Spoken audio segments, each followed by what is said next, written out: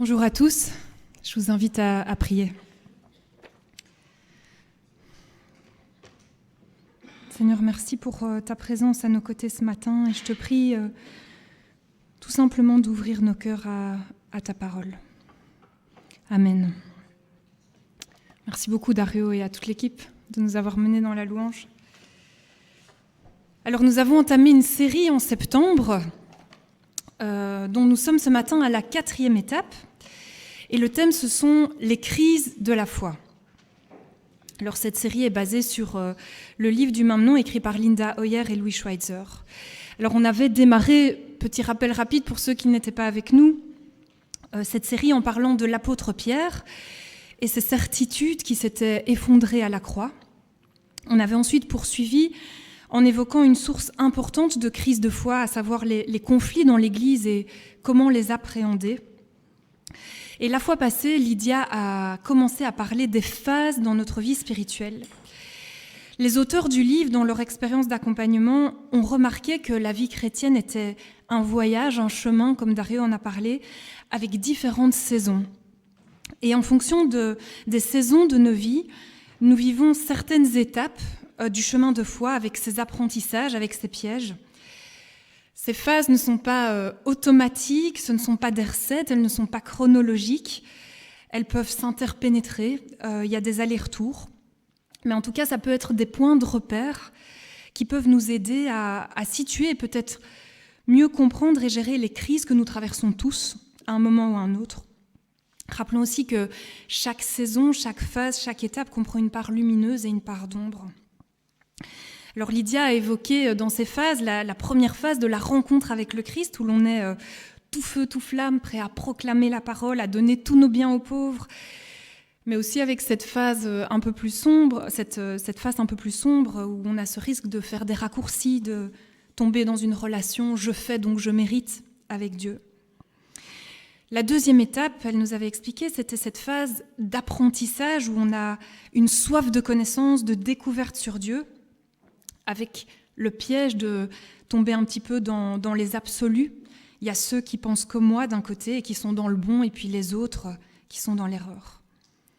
La troisième phase, et c'était sur celle-là qu'on était resté, c'était le temps en fait du service, de la consécration. Avec un risque aussi, c'est à la longue qu'il y ait une usure et une amertume qui s'installent.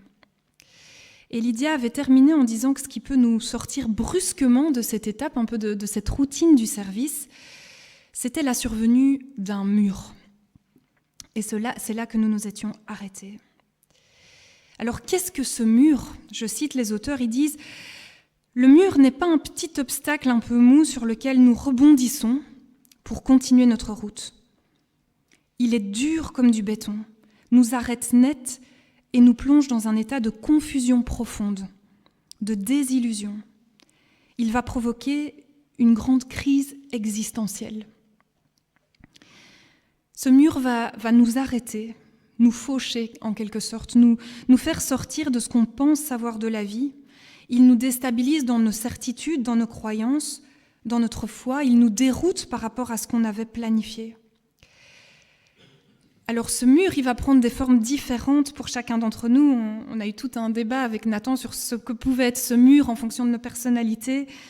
Alors évidemment, il y a les événements lourds de la vie comme un deuil, la maladie, une séparation, une injustice, la persécution, une crise d'église. Mais parfois aussi pour d'autres personnes, ça peut être des événements plus discrets, mais qui ont un retentissement intérieur fort. Une perte, un problème au travail, un ami qui nous déçoit, un déménagement. En fait, peu importe quel qu'il soit, ce mur va faire voler en éclats nos certitudes. On se croyait en hauteur et on s'exclame comme dans le psaume tout d'un coup, le psaume 119, verset 25, « Me voilà par terre, dans la poussière ». Le mur fait perdre son sens à la vie. Et j'ai trouvé dans le livre de Maurice Bellet, L'épreuve, une très belle définition. Il écrit ça sur son lit d'hôpital. Il n'utilise pas le mot mur, mais il dit ceci, « L'équilibre est rompu, la maison est cassée et l'avenir est incertain. » Alors dans les Écritures, il y a des tas d'exemples de murs. J'en ai choisi 3 pour illustrer. J'ai d'abord pensé au livre de Jonas, où le mur a la forme d'un poisson. Je lis Jonas 2, verset 1. « Le Seigneur envoya un grand poisson qui avala Jonas. Durant 3 jours et 3 nuits, Jonas demeura dans le ventre du poisson. » Un poisson qui avale la vie, qui avale sa vie, qui fait basculer dans l'obscurité, dans l'incertitude, dans une autre dimension qu'on n'avait pas anticipée, qu'on n'avait pas prévue, une réalité hors de contrôle qui échappe à notre entendement et aussi à nos solutions. Parfois, on peut être avalé par un poisson. Ici, Jonas, il a fui un appel de Dieu lui-même. Et parfois, dans nos vies à nous, la prise de conscience d'un regret, d'une vocation manquée, d'un risque qu'on n'a pas pris, peut provoquer une crise existentielle. On peut subitement être dans l'obscurité du ventre du poisson. Un deuxième exemple, les circonstances extérieures peuvent aussi provoquer un mur, et j'ai relu une bonne partie du livre de Jérémie. Ce prophète qui assiste à une guerre terrible, à la destruction de sa ville, à des horreurs. Il y a des passages vraiment sur les violences. Voilà, quand il y a un siège, il y a des choses affreuses qui se passent à l'intérieur de la ville. Et il est lui-même malmené parce qu'il dit le message venant de Dieu. Et à un moment, il n'en peut plus et il se prend littéralement un mur. Et il y a ces paroles qui sont dans les Écritures, Jérémie 20, versets 17 et 18. « Maudit soit le jour qui m'a vu naître. Si seulement Dieu m'avait fait mourir dans le ventre de ma mère, elle aurait été ma tombe. Elle m'aurait gardé pour toujours en elle. Pourquoi suis-je sortie du ventre maternel, si ce n'est pour être spectateur de la peine et de la souffrance et finir ma vie dans l'humiliation ?» Ce sont des paroles très fortes. Parfois, la réalité est tellement insoutenable que le mur prend la forme d'une perte totale de sens et de la vie même. Un troisième exemple, le mur peut surgir aussi du deuil, évidemment, ou du cœur même de notre foi. Et j'ai pris un très court verset dans l'évangile de Matthieu, chapitre 27, verset 61. « Marie-Madeleine et l'autre Marie étaient là, assises vis-à-vis du sépulcre. » J'imagine ces 2 femmes assises devant le sépulcre, accablées par le deuil, mais aussi complètement désorientées dans leur espérance, dans leur foi, dans les convictions qui étaient nées au contact de Jésus. Désarroi, désespoir, incompréhension, douleur devant le tombeau. Ce mur nous précipite dans la 4e étape, comme c'est schématisé par les auteurs du chemin de foi, qui est la phase de la crise existentielle. Alors je rappelle quand même encore une fois que ces phases sont une construction pour schématiser des réalités complexes et qu'il ne s'agit en aucun cas de niveaux à atteindre, c'est vraiment plutôt des saisons. Et ici, c'est tout simplement la saison de vie où les questions sont plus nombreuses que les réponses. Où, je cite les auteurs, nous avons l'impression de voyager dans un pays inconnu, sans carte de géographie, sans repères ni GPS. Nos anciennes cartes ne correspondent plus à la réalité de ce que nous vivons. Elles ne nous aident pas à retrouver notre chemin. Une autre manière de parler de cette crise, les pères de l'Église, ils parlent de ce mur comme d'une nuit. Et j'ai trouvé un témoignage fait par un prêtre carme dans un article récent. Je vous lis son témoignage. Il dit « Après la mort de mon père, je me suis tout à coup senti envahi par la nuit. C'est plus que des doutes, raconte-t-il. Je ne sais plus où j'en suis. Des questions me taraudent. Dieu existe-t-il vraiment? À quoi sert de prier? Ai-je bâti mon existence sur le vide? » Et cette épreuve, dit l'article, va durer 17 ans, pendant lesquels ce prêtre refuse de dire qu'il a perdu la foi, préférant la métaphore de la marée. Je trouvais que c'était vraiment une métaphore très belle et pleine d'espérance. Il dit « Ma foi s'est retirée comme la mer se retire, et je me sens comme une barque échouée dans la vase, attendant désespérément que la mer remonte pour flotter. » Poursuit-il. La foi est devenue inatteignable. Je n'ai plus accès à l'homme que j'étais. Inatteignable. Le mur paraît trop haut, hors d'atteinte. Alors l'expérience du mur et de la nuit, elle peut être également douloureuse sur le plan communautaire. Pourquoi ? Parce que ceux qui sont, pour reprendre les idées des auteurs, qui sont dans les 3 premières phases, cette étape peut paraître être une belle régression. Pour ceux qui sont au sommet de leur certitude, au sommet de leur engagement, cette crise semble être comme un déraillement de la personne. Et donc, quand on traverse cette crise existentielle, on peut ne plus se sentir compris et s'isoler. Pourtant, ce mur, cette nuit, va ouvrir la porte d'un lieu qu'on n'avait peut-être encore jamais visité, un espace intérieur profond.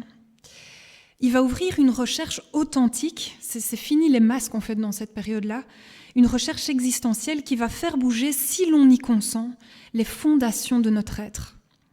Et je ne peux pas m'empêcher, j'y reviens souvent, mais il y a le cœur de l'évangile dans cette histoire. Je repense à la parabole du fils prodigue et je ne peux pas m'empêcher de penser que ce qui fait la différence entre les 2 enfants, le frère aîné qui est près du père et le frère cadet qui est parti, c'est que le plus jeune se prend un mur. Et ce mur va avoir des conséquences, il provoque un retour sur lui-même, dit le texte, un chemin intérieur qui va transformer son regard. Alors que le frère aîné, il reste coincé dans sa vision des choses et dans son service. Il croit savoir comment est le père et en fait il en devient amer. Et le frère cadet, lui, il ne s'attend plus à rien. Il se dit, voilà, je ne sais même pas si je serai encore accepté comme un serviteur. Il ne s'attend plus à rien, mais cette ouverture va permettre au père de se révéler tel qu'il est. Et je trouve que cette parabole est une magnifique illustration de la grâce qui peut naître au pied du mur. Et au-delà de ce mur. Parce que personne ne souhaite être réduit à la misère, loin des siens, sans avenir, à mendier la nourriture des cochons, c'est sûr. Le mur reste une expérience terrible, mais on assiste dans cette histoire quand même à une différence d'ordre existentiel dans les trajectoires des vies intérieures des 2 fils. Le mur a été pour le jeune frère un chemin qui a permis une prise de conscience inattendue de la bonté et de l'amour de son papa. Donc je pense que cette parabole peut nous aider à retrouver la grâce de ce qui peut se vivre au pied du mur. Alors Hoyer et Schweitzer, ils soulignent d'ailleurs qu'il peut y avoir un danger à refuser le mur. Il y a plusieurs attitudes, plusieurs mécanismes de défense. Le déni. Alors certains refusent d'affronter le mur, ils refusent certaines remises en question. Peut-être que c'est le cas du frère aîné. Il y a des choses qu'ils n'osent pas travailler, des certitudes qu'ils n'osent pas remuer. Et alors on s'enferme dans le service. Il y a un danger de déni qu'on noie dans un activisme acharné. Ils disent aussi, peut-être pour ceux qui sont plus dans le cérébral, dans l'intellect, qu'on peut essayer de rationaliser le mur, essayer de l'enjamber avec nos forces mentales, d'analyser, de comprendre. Une autre attitude, c'est de se révolter, de s'enfuir, claquer la porte de l'église, voire carrément celle de la foi, à cause du mur. Et puis alors, une dernière réaction que je trouvais intéressante, une stratégie d'évitement du mur, c'est recourir à la puissance spirituelle. Les plus fervents essayeront peut-être, en revendiquant un pouvoir spirituel, de pulvériser le mur. Ils prient et s'attendent à ce que le mur leur obéisse. Pourtant, le mur ne peut pas s'enjamber, il est trop haut. La nuit ne peut pas être rationalisée par l'intellect, parce que le mal n'a pas d'explication.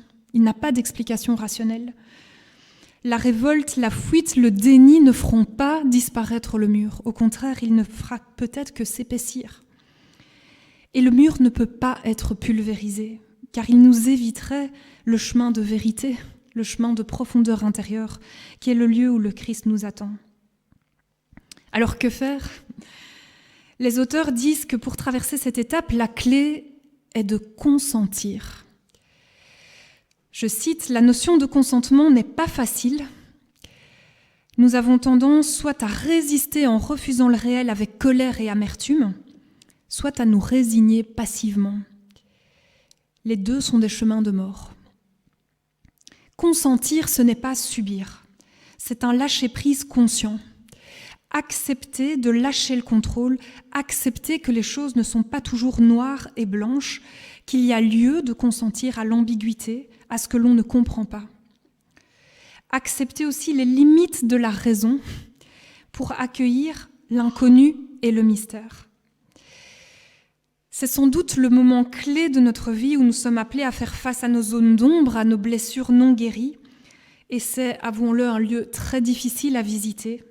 On peut y résister de toutes nos forces et le mur risque bien alors de devenir une impasse. Il s'agit de vivre en fait avec le Christ ce passage de « Père, pourquoi m'as-tu abandonné ?» à « Père, je m'abandonne entre tes mains ». Si l'on ose ce chemin d'abandon, de consentement, on arrive, c'est vrai, dans une zone de non-contrôle où c'est l'inconnu. Comme ce frère cadet qui revient vers la maison sans savoir absolument quel sera son sort. Mais ça devient aussi un lieu où tout est possible et où le mur peut devenir un passage où l'on redécouvre autrement l'amour et la bonté de Dieu.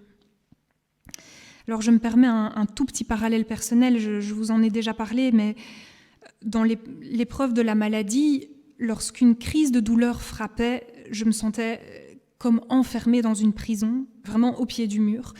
Et j'avais l'impression que le seul horizon, ça allait être ce mur de douleur insoutenable, que c'était ça ma réalité, et qu'il ne partirait jamais.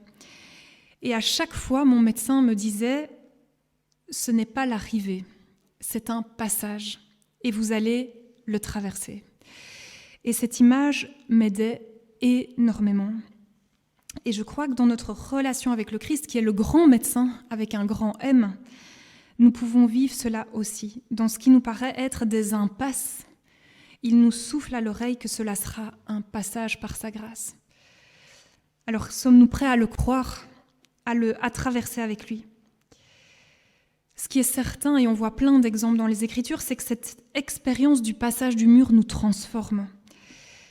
Alors, ce n'est pas les pertes ou les murs en eux-mêmes qui nous font croître. Le mal et la mort, sous toutes leurs formes, restent des mots dénués de sens et sans valeur intrinsèque. Je cite les auteurs, « La croissance et l'élan de vie viennent du Dieu de grâce. » C'est lui, évidemment, qui peut d'un squelette faire repousser la chair, qui peut changer les déserts en plaine fertile.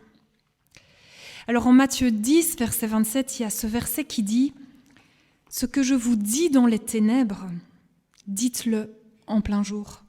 Et ce qui vous est dit à l'oreille, prêchez-le sur les toits. » Et Kauman, qui écrit « Comme des courants d'eau dans le désert », fait de ce verset cette très belle lecture qui, je trouve, rejoint en plein cœur notre sujet.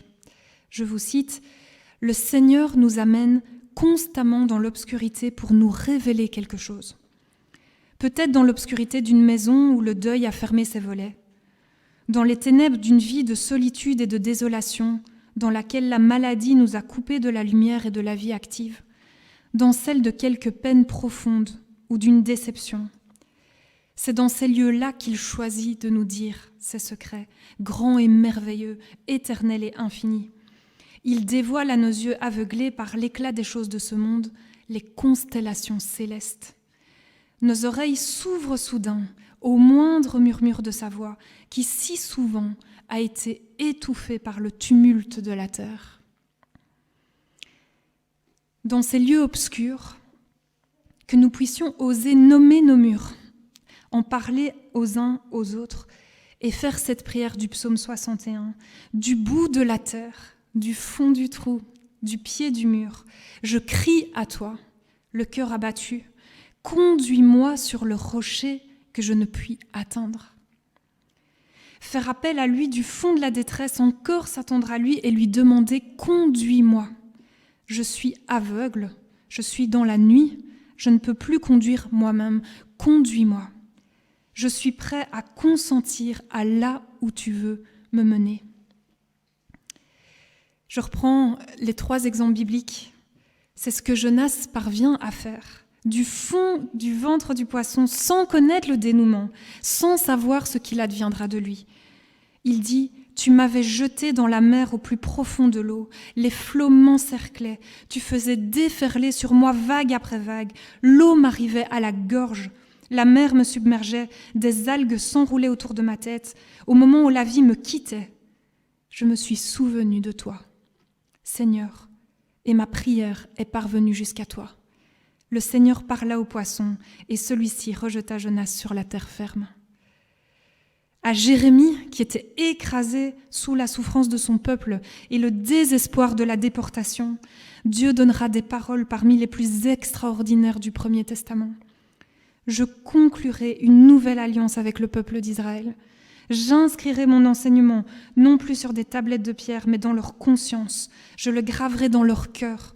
Je serai leur Dieu et ils seront mon peuple.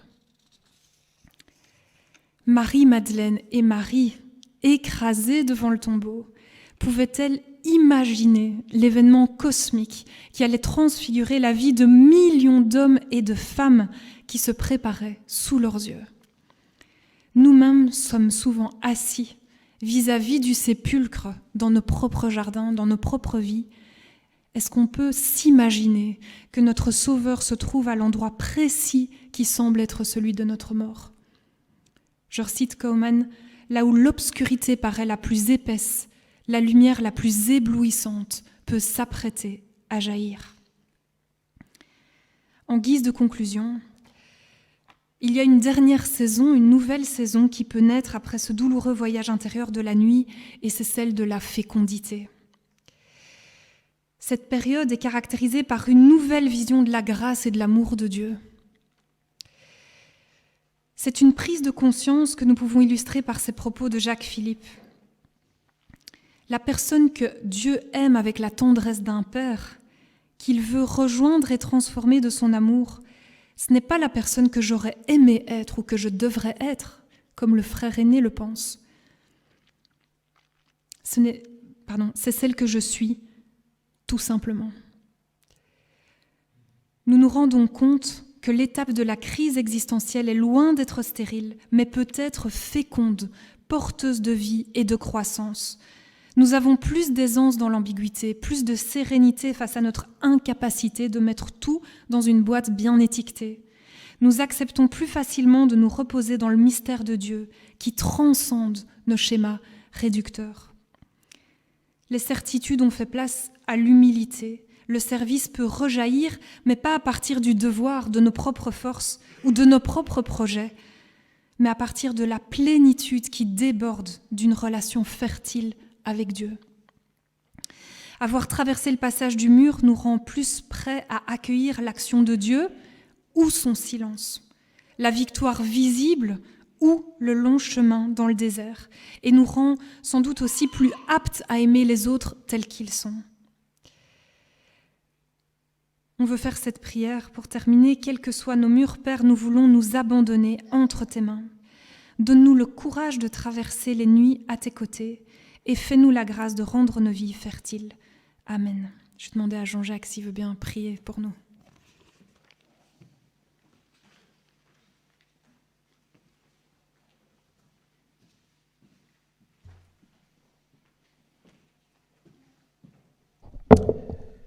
Je vous invite à la prière. Notre Dieu et Père, je veux te remercier pour ta parole. Elle est bonne, elle nous guide, elle nous console.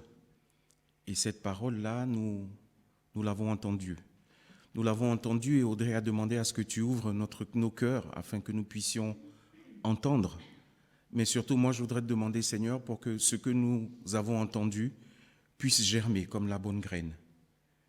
Je veux te remercier parce que tu nous as fait et tu connais chacun d'entre nous personnellement. Et tu connais nos murs, tu connais nos difficultés. Tu sais ce qui fait que nous ne dormons pas parfois, ce qui fait que nous pleurons, ce qui fait que nous avons mal. Et je te demande, Seigneur, d'entendre nos prières dans ces moments difficiles, lorsque nous venons à toi. Merci de nous avoir encore dit dans ta parole que nous pouvons amener à ta croix, nous pouvons amener au pied de la croix tout ce qui est lourd, tout ce qui est difficile. Et tu nous dis aussi que l'Esprit Saint nous gardera en Jésus. Rappelle à notre cœur à chaque fois dans des moments difficiles que tu es là que tu nous aides à passer le mur, que tu nous aides à aller de l'avant. Je te remercie pour toutes nos circonstances qui sont parfois difficiles, parfois joyeuses, mais parfois incompréhensibles, et que tu donnes des chemins, tu nous donnes de la force pour pouvoir aller de l'avant. Et que quoi que nous fassions, Seigneur, dans ces moments, que toujours l'honneur et la gloire te reviennent. Au nom de Jésus. Amen.